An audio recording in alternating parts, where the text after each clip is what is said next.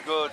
It's been a whirlwind 24 hours. I got in about 9 o'clock last night and I was pretty much straight to the main stage. I was on there between 11 and 1 and that was fantastic. What I liked about it was kind of younger audience and a lot of Croatian people were down and I just think the whole thing's developing really well. Just done the boat party now, the turn boat party. That was great as well, so that's me done for the DJ and I can chill out for a few days and take in the Croatian sun, which is very, very hot at the minute.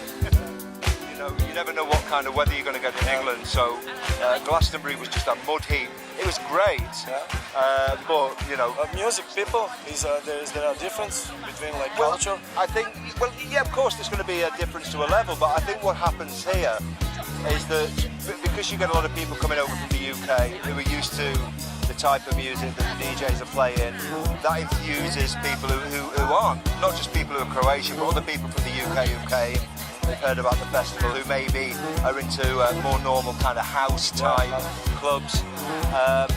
And so, you know, I think that's it. It's a good mixture of people, and that's why it works so well here.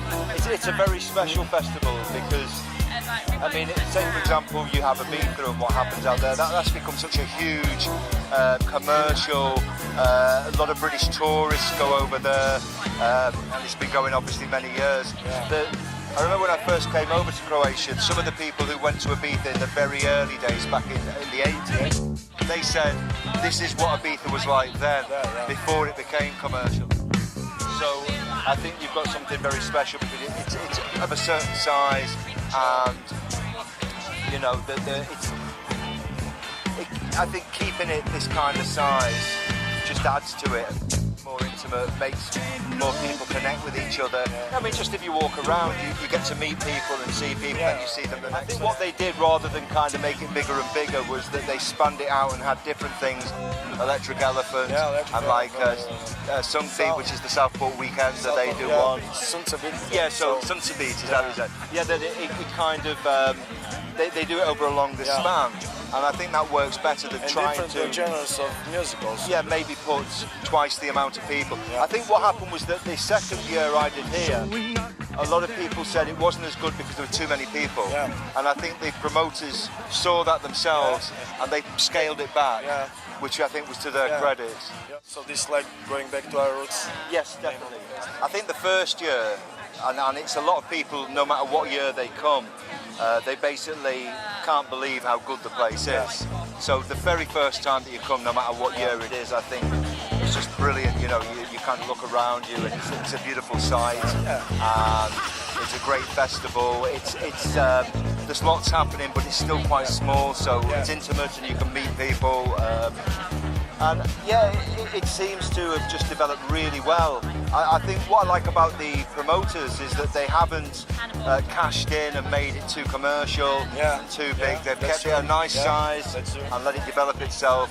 And so I think that's why it's going to be a very good long-term festival. Do you have a site, or it's actually a blog, Electric Funk Roots? Well, my blog is www.gregwilson.co.uk.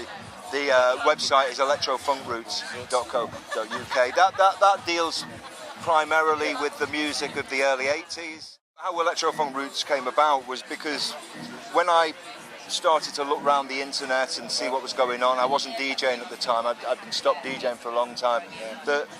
I noticed that a lot of the history of British dance culture was being documented, but they weren't mentioning like the black scene, which was the key scene. It was the underground. It was before rave and everything. And so I thought, well, I've got a lot of archive material that deals with that period, and that I should put a website together. And that's where Electro Funk Roots came from. And really, that was the first step in me coming back to being a DJ, because when I got the website started, people contacted me and said, how would you like to DJ at our nights? And so from that kind of started. What was happening in that, I think, 20 years? You started playing 2003 again. Yes. So what was going on in that?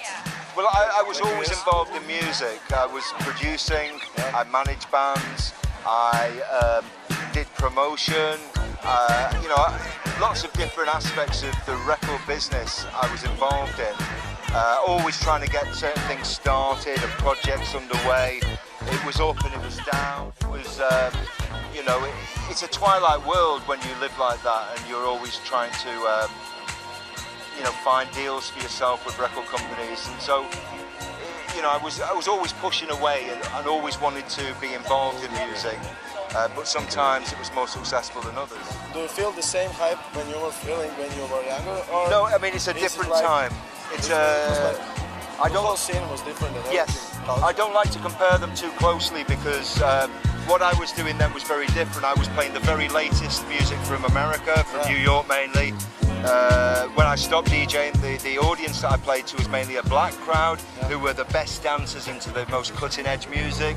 So that's where I was then. Now I do it for a different reason, and you know, to compare the two is unfair because both have the positives. I mean, it's like DJing back then was different. That you know, technically now, you know, like DJs are much more advanced than they were then. But back then, DJs had better programming skills. They could look at an audience and weigh it up a lot better and knew the right tune to play.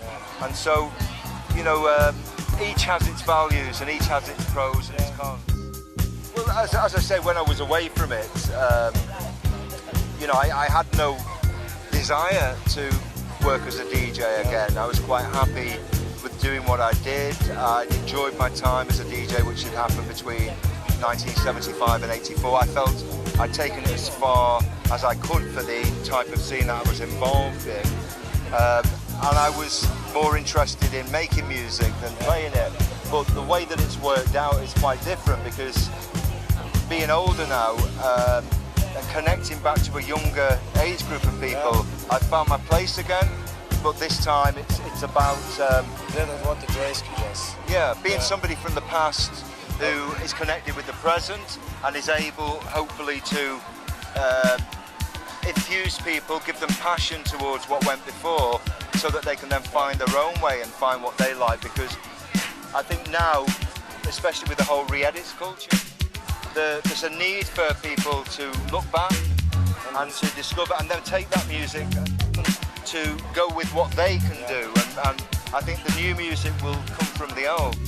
I think people will experiment with re-edits and working with older stuff, but then they'll make original music and take it on. That's already happening.